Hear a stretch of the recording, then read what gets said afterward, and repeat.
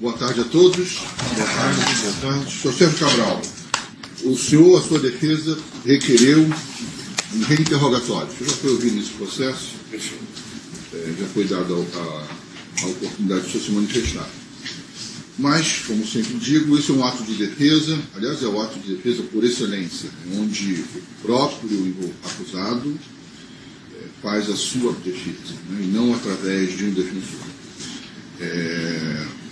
Mesmo sendo um reinterrogatório, eu faço novamente aquele lembrete de que o senhor é livre para responder perguntas que queira responder, fazer as afirmações, esclarecimentos que interessam à sua defesa. Isso é um ato de defesa que o senhor vem colaborar. Não se sinta obrigado a nada, constrangido a responder nenhuma pergunta se não desejar. Consulte com liberdade seu advogado e ele sabe que pode prestar qualquer auxílio.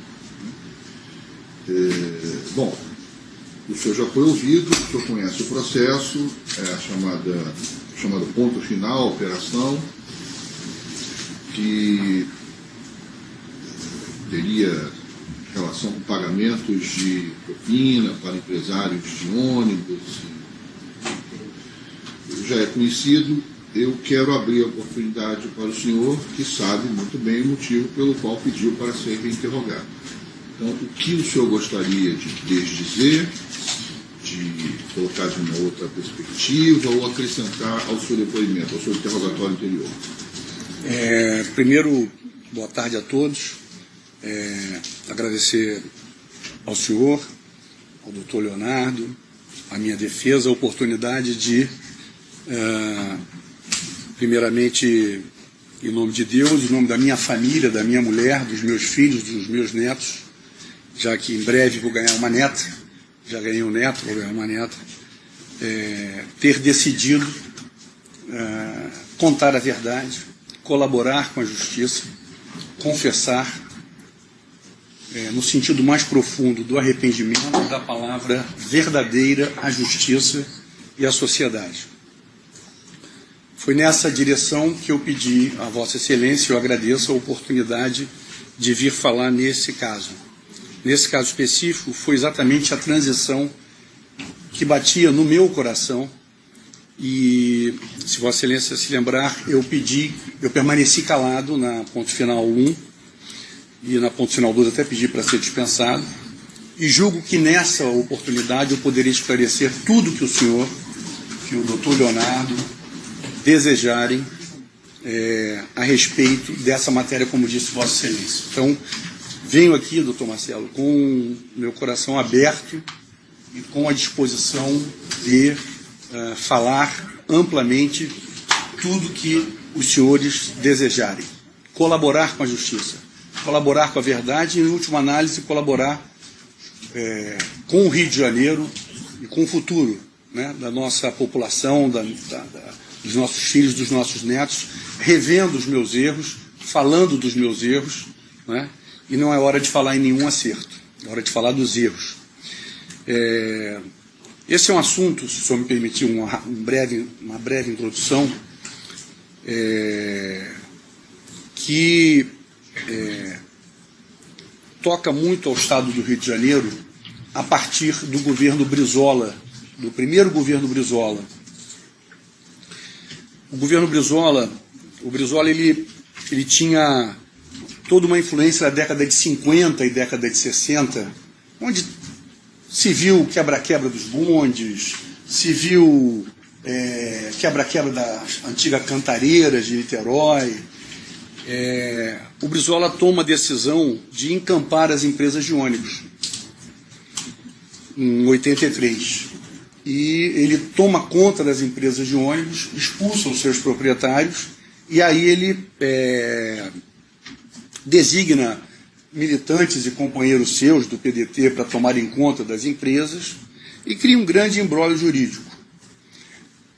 A partir daí é que surge a FETransport. A FETransport surge exatamente dessa perspectiva de organização perante o poder instituído. E Moreira Franco é o governador, por intermédio do Moreira, 87, 90, é feita a recuperação das empresas, cria-se na Assembleia Legislativa a primeira propina instituída para o deputado Gilberto Rodrigues, que era o presidente da Assembleia, né? E do ponto de vista jurídico, o Procurador-Geral de Justiça era Carlos Navega, e o Navega dava soluções jurídicas para as empresas de ônibus na volta às suas mãos particulares. Retorna depois o Brizola já tem uma nova postura, o presidente é o... Navega nessa época era advogado? Era o Procurador-Geral de Justiça. Ministério Público. Do Ministério Público, no governo Moreira Franco. E colaborava com a... Colaborou com o retorno das empresas às mãos dos proprietários particulares, recebia, junto com o governador Moreira Franco, propina por isso, e o Gilberto Rodrigues administrava propina na Alerj. Então era o Gilberto Rodrigues, com Cláudio Moacir e outros deputados na Assembleia Legislativa, e no plano do Executivo, Moreira Franco e Carlos Navega trabalhavam a legalização do retorno das empresas encampadas para os seus proprietários, que haviam perdido no governo Brizola. Então, esse esquema criminoso marcava Ministério Público, Alerj, Governo do Estado, Executivo e Legislativo na Alerj. E membros do Tribunal de Justiça. Tribunal de Justiça também? E membros do Tribunal de Justiça. Isso está falando de que ano? 1987, pós o primeiro governo Brizola. O governo populista do Brizola, de esquerda, ele acha que solucionaria o problema encampando. É aquela típica atitude, Excelência, que no começo a população bate palma. Mas depois fica aquela pergunta, o que fazer com isso? O que fazer com a administração das empresas de ônibus? Então, vários, digamos assim, cabos eleitorais do PDT foram nomeados para as empresas de ônibus. E a cobertura da época é farta em mostrar enormes dificuldades de gestão, empreguismo, negociata para as compras de peças e manutenção, deterioração das empresas. Isso vira um grande imbróglio jurídico que vai sendo solucionado nos 4 anos do governo Moreira Franco, pelas mãos do Carlos Navega como Procurador-Geral de Justiça, pelas mãos do Moreira Franco como governador e o Gilberto Rodrigues como presidente da Assembleia Legislativa. E ele coincide também a presidência da Constituinte Estadual, que é 1989. Em 1990, volta o Leonel Brizola, eleito em primeiro turno, com 55% dos votos, mas com uma outra postura. Ele não consegue fazer o seu candidato a presidente da Assembleia, que era o deputado Carlos Correia, que era um deputado, inclusive, francamente, frontalmente combatente às empresas de ônibus, diga-se de passagem. Elege-se o deputado José Nader. E o deputado José Nader, então, mantém a caixinha da FETransport sob seu comando, sobre o braço também de um deputado de Campos chamado Aloysio de Castro. E no Executivo, a caixinha era administrada pelo médico, cirurgião plástico e secretário de transporte Pedro Valente, que era um homem de confiança do Brizola. O Brizola passa a ter uma outra postura sobre as empresas de ônibus. Depois sai o Brizola e entra o governo Marcelo Alencar. No governo Marcelo Alencar, eu me elejo presidente da Alerj. Deixo de ser um deputado, digamos assim, comum entre eles e passo a ser presidente da Alerj. Num primeiro momento, eu enfrentei o grupo da FETransport para me eleger, porque o candidato do presidente José Nader, que estava deixando a presidência, era o seu braço direito, Aloysio de Castro. E a FETransport financiou a campanha do Aloysio de Castro. A FETransport também financiou, paralelo a, digamos assim, as suas tarefas, um episódio na época do Nader muito emblemático, porque o Moreira, na Constituição, ele criou um Conselho de Contas dos Municípios, tirando a atribuição do Tribunal de Contas do Estado do controle de contas dos atuais 91 municípios. Na época era menos. Ficaria o Tribunal de Contas do Estado apenas responsável pelas contas do Estado. e o Moreira nomeou ali diversos aliados seus. O Brizola apoiou a emenda constitucional número 1 do deputado José Richa, que extinguia o Conselho de Contas. E o dinheiro usado para tentar manter, já que Gilberto Rodrigues era aliado, estava nesse conselho, Cláudio Moacir, foi um dinheiro da FETranspor. Isso ainda no governo Brizola Zenader presidente. A FETranspor investiu para que mantivesse o Conselho de Contas, comprando deputados. A vitória foi por 1 voto, se eu não me engano, para extinguir.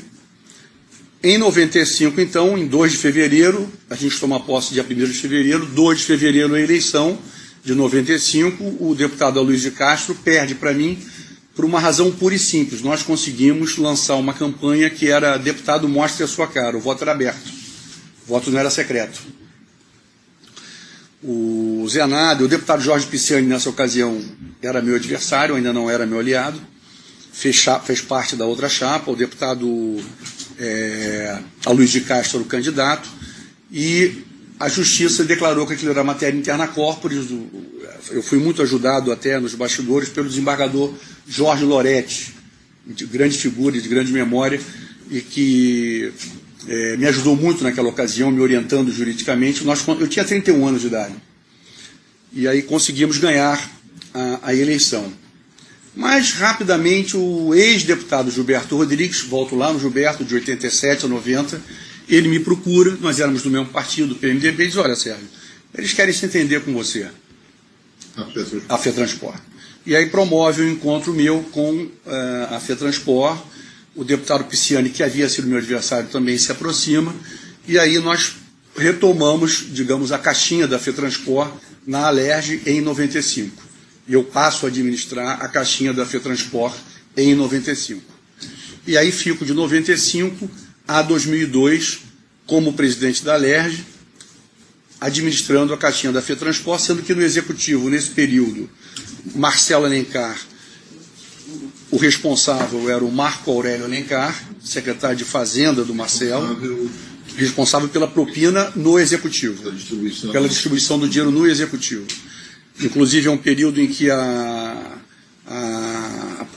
o programa estadual de desestatização, de privatizações, a FETranspor é parceira na privatização da rodoviária Novo Rio, é parceira no terminal Menezes Cortes, com o Marco Aurélio Alencar. Eu não participo disso, eu estou lá na Alerj, cuidando dos assuntos da FETranspor na Alerj.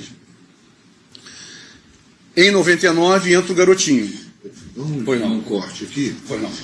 Explica para a gente tudo o que o senhor fazia nesses 7 anos que administrou a caixinha da FETranspor na Alerj. O que o senhor fazia, onde o dinheiro ia, qual era o sentido, o objetivo do dinheiro, enfim. Doutor Marcelo, o objetivo do dinheiro quer dizer... Claro, eu entendi perfeitamente. A contraprestação. Como eu disse, a FETranspor se origina da encampação. Então havia um trauma político muito grande deles, com temores de uma volta de reestatização. Você tinha 2 tipos de parlamentares. Os parlamentares que, digamos assim, com boa fé, propunham propostas, quiçá absurdas, de estatizações ou situações ideais de transporte que não eram viáveis, e você também tinha os deputados da extorsão, deputados que faziam as apresentações de projetos para extorsão. Isso aí era muito comum, você ter deputados que... uma série de projetos de lei de extorsão. Então, havia a comissão... Um projeto extremamente negativo para o setor, mas com o objetivo... Exatamente. Exatamente. Então, o dinheiro da FETranspor na Alerj, ele tinha esse objetivo de controlar e, claro, servir aos interesses do setor. Muitas CPIs, se o senhor pegar, todos os anos tem pedido de CPI. Ora por gente séria, ora por gente que queria extorquir dinheiro. E isso tudo era impedido por nós. E tinha uma caixinha que eu administrava, que gerava em torno de 700, 800 mil reais, eu retirava mês, eu retirava 300 mil reais para mim e fazia uma divisão com os deputados de acordo com a importância de cada deputado. Isso durou 95 a 98, sendo que em 97 houve um momento de um valor mais substancial, que foi a extensão da permissão das linhas de ônibus. Foi um entendimento entre o Executivo, Marco Aurélio Alencar e o Marcelo Alencar, entre mim e o deputado Jorge Pisciani e o deputado Paulo Melo, e nós fizemos um entendimento para a extensão por 15 anos das linhas de ônibus. E, como contrapartida, fizemos a cobrança de ICMS, que os estados não cobravam ICMS, no Brasil inteiro não tinha cobrança de ICMS, nós estabelecemos uma alíquota de 13% por ônibus na cobrança de ICMS. Isso resultou num dinheiro a mais para mim e para o deputado Pisciani. Eu recebi o dinheiro, foi aí que eu abro a conta no New York Discount Bank. É exatamente aí que eu abro a conta com esse valor. E o deputado Pisciani compra a fazenda dele no norte do Mato Grosso. É exatamente nesse período desse pagamento, digamos, dessa propina por essa prorrogação. Com o dinheiro da propina. Eu lembro disso? Ele disse... Lembro. Uma coincidência da data, eu disse, não, esse dinheiro... Não, ele me disse, comprou do empresário Ludo Amon, de Nova Iguaçu, que estava passando por muitas dificuldades. Eu me lembro até porque, como era o dinheiro substancial, alguma coisa em torno de 15 milhões de reais, eu ofereci a ele 15 milhões entre mim e ele. Eu falei, você quer que eu te ajude aqui? Eu não envio para o exterior a minha parte. Não estou conseguindo comprar aqui, eu vou comprar. E aí comprou a fazenda dele no exterior. Perdão, a fazenda dele no Mato Grosso, no norte do Mato Grosso. Seguimos 98. 98 eu fiz uma apresentação, se eu não me engano foi em 98, com o deputado Carlos Mink, que contrariou muito a FETranspor, que eu já mencionei que a emenda, o projeto que dá gratuidade aos estudantes, aos idosos e portadores de necessidades especiais. Eles se irritaram muito, mas nós fizemos aquilo, aprovamos. Eu era o presidente da Assembleia, portanto tinha força política para... Eles me ajudaram na minha reeleição. Em 94 eles não haviam me ajudado, nós não tínhamos relação. Em 98 eles me ajudam. E ajudam a vários deputados estaduais. E aí surge em 99 o Garotinho. O Garotinho surge com uma política, não chegou ao nível do Brizola de encampação, mas chegou ao nível de propor a redução das tarifas. Mas, na verdade, nós entendemos rapidamente, com o José Carlos Lavouras, que era o nosso principal intermediário nas conversas, porque a FETranspor ela nasce exatamente da criação dos sindicatos municipais, sendo claro que a Rio Ônibus, no Rio de Janeiro, era mais forte com o Barata. Só que tinham, digamos assim, 3 baronatos na área do transporte de ônibus. O Barata na capital, o Zé Carlos Lavouras, que cuidava do chamado Grande Rio, com base em São João de Meriti, da Flores, e o Amaury Andrade, da 1001, interior. O Amaury Andrade era, de certa maneira, digamos assim, não era um interlocutor forte da FETranspor. O que o Garotinho queria era exatamente colocar o Amaury como um interlocutor forte. Por quê? Porque era o Amaury que dava propina para o Garotinho quando ele era o prefeito de Campos dos Goitacazes. Então, com o dinheiro da FETranspor, o Garotinho comprou a TV Band no Sul Fluminense, depois vendeu. Ele usa uma pessoa chamada Mauro como um testa de ferro. Ele tem um jornal em Campos chamado O Diário, que é desse Mauro, mas na verdade é tudo dele. Ele alugava rádios, sempre com Augusto Ariston, que era o chefe da Casa Civil, que substituiu o Jonas Lopes assim que o Jonas Lopes foi para o Tribunal de Contas do Estado. e eu continuo como presidente da Alerj nesse período, cuidando do caixa da FETransport na Alerj. Não há nada de mais nesse período,